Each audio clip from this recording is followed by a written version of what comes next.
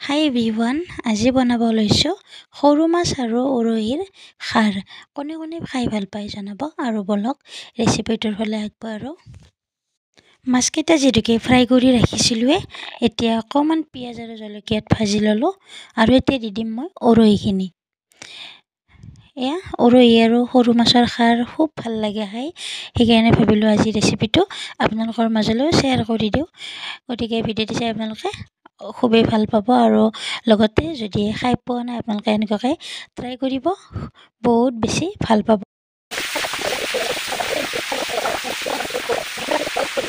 আৰু যিকোনো খাৰতে আদা বটা দিবচোন, বহুত বেছি ভাল লাগে, সেইকাৰণে ভাবিলোঁ মই অকণমান আদা বটা দি ল'লোঁ। আৰু এয়া কলৰ খাৰ মই দি লৈছোঁ, দেখা পাইছেনে?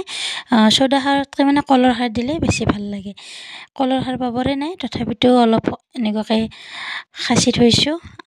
আমি এনেকুৱাকৈ মাজে মাজে খাৰৰ তৰকাৰী খাওঁ, খুবেই ভাল লাগে। গতিকে আপোনালোকেও এনেকুৱাকৈ ট্ৰাই কৰিব আৰু মোৰ ৰেচিপিটো কেনেকুৱা পালে আপোনালোকে প্লিজ জনাব আৰু মোৰ চেনেলটো ছাবস্ক্ৰাইব কৰি থ'ব। আকৌ এটি সুন্দৰ ভিডিঅ'ত লগ পোৱাৰ আশাৰে বাই বাই।